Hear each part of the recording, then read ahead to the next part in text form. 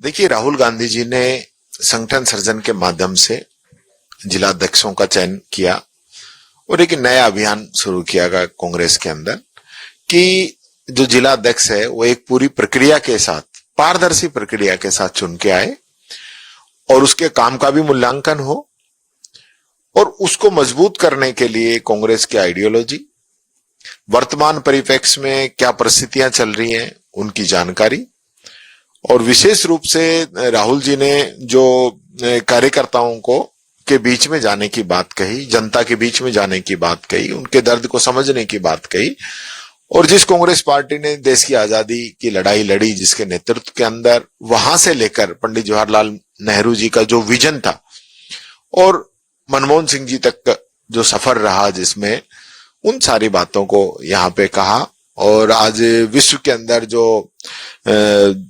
लड़ाइयां चल रही हैं, सुपर पावर बनने की होड़ मची हुई है, उस स्थिति में हमारा देश कहाँ है, क्या हमारी विदेश नीति है, पहले हमारी विदेश नीति क्या होती थी, इन सब विषयों को बहुत बारीकी से सब लोगों को समझाया और ये भी बताया कि किस प्रकार से कांग्रेस के कार्यकर्ताओं को तपस्या करनी चाहिए।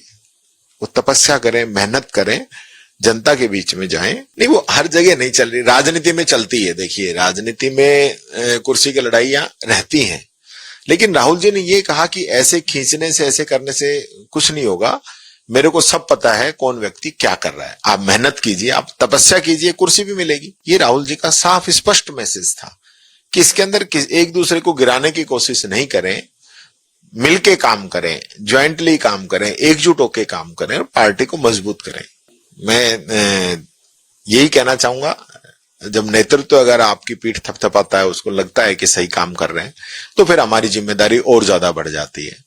तो निश्चित तौर पर जो हम काम कर रहे हैं उसको जिस प्रकार से देखा गया, कहा गया, तो हम अब और ज्यादा मजबूती के साथ जो है राजस्थान की जनता के जो मुद्दे हैं उनको उठाने का काम करेंगे और जनता और कार्यकर्ताओं के बीच में जाकर मैं समझता हूं आने वाले समय में हम मजबूती से काम करते हुए राजस्थान में कांग्रेस की सरकार बनाएंगे। देखिए, पहले भी आला कमान ने निर्णय लिया था कि राजस्थान से भेजना है, आगे भी क्या निर्णय लेता है आला कमान ही लेता है। कांग्रेस पार्टी में एक प्रक्रिया है, साफ सुथरी प्रक्रिया है, सब लोगों से सलाह करके और जो नेतृत्व करता है उसमें सब लोगों का। बीजेपी तो कुछ नहीं दिखावा कर रही है, कोई फाइनल कर दिया क्या नाम? बीजेपी को काम ही नहीं है, कोई काम नहीं है कि वो कोई प्रदेश के बारे में बात करे। वो तो सिर्फ ऐसी बातें करते रहते हैं।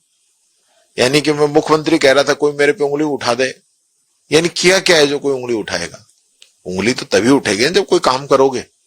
उंगली मैं उठा रहा हूं, बता दो। यहाँ जो नीट का पेपर लीक हुआ तो 9 दिन तक मुकदमा दर्ज क्यों नहीं हुआ? बता दो। मैं उंगली उठा रहा हूं, उदयपुर के अंदर जो आदिवासियों की जमीन जो है दबाई गई, उन पे क्या कार्रवाई की? बता दो, दे दो जवाब, बताओ। आप बताएं कि आपने जो पीकेसी, रामजल सेतु और ईआरसीपी का नाम बदल बदल के जो काम किया और आपने कहा राष्ट्रीय परियोजना बनाएंगे, क्या परियोजना बना पाए आप? बताइए, जवाब दीजिए। आपने 35 लाख करोड़ के एमओयू के दावा किया था, उसकी हवा निकल गई, धरातल पे क्या हुआ?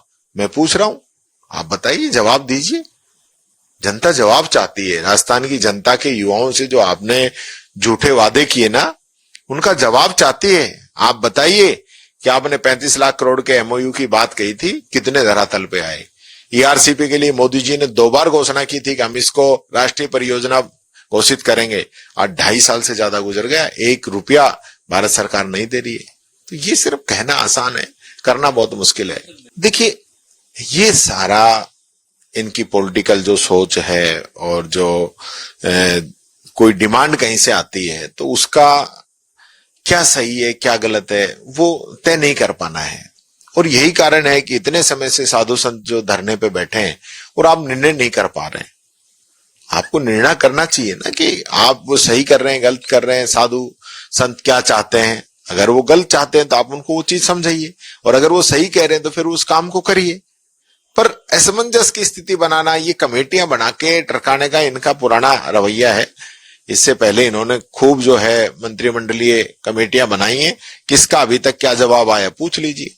यानी इनकी मंत्रिमंडलीय समिति की कैबिनेट नहीं मानती है, कोई मतलब नहीं है, फिर समिति की रिपोर्ट का फायदा ही क्या है।